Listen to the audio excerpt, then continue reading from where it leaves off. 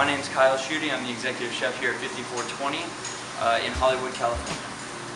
Today we're going to be making oyster ice cream. So a lot of people have never heard of this or tasted it. It's really big in Japan right now, but actually it's got a pretty rich history here in America. It was actually served at the White House for President Madison. Alright, so the first step to this oyster ice cream is obviously shucking the oysters. So these are local West Coast oysters from Carlsbad. So we want everything we can get. The brine, the liqueur, the meat, the muscle, just everything. Okay? So when you're shucking oysters, you want to be very careful.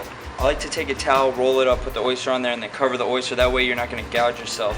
You want to take the tip of the oyster knife and put it right in this little crease here. And when you feel the groove, you're just going to pop it. Wipe it off real quick to make sure you don't get any shell in there. It's just that easy. So now that we've got our oysters shucked, okay, it's time to make the ice cream base. Simple 4 ingredients. Cream, milk, eggs, these are just yolks, okay, and sugar. Now even though this is a savory ice cream, you gotta put sugar in, otherwise it's just gonna turn to a rock in the freezer. But we obviously reduce the amount of sugar, it's just a little bit of salt. Now we're gonna puree this. Alright, so now that we've got our ice cream base pureed, we're gonna take a vacuum bag, add the oysters, the oyster liqueur. Now we're going to add our ice cream base. Now that we've got everything in the bag, it's time to seal it up.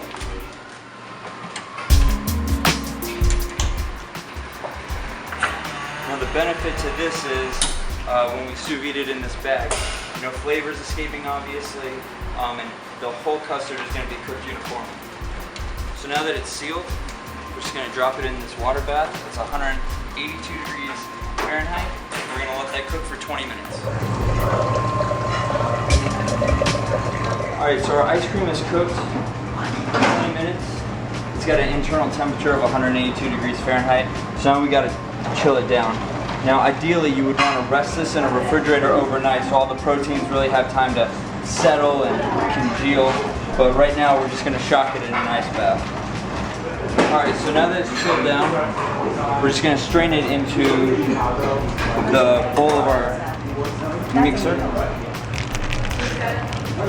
We're just squeezing out as much juice as possible. Alright, so now it's time to spin our ice cream. So we use liquid nitrogen. Now the benefit of using liquid nitrogen is it spins the ice cream so fast, typically less than a minute, that the ice cream base doesn't have time to form any ice crystals or incorporate any air, so it's incredibly dense and smooth.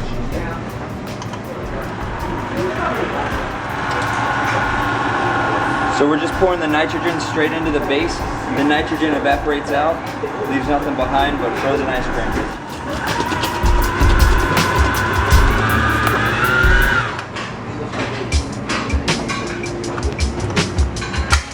Just like that, we have spun ice cream.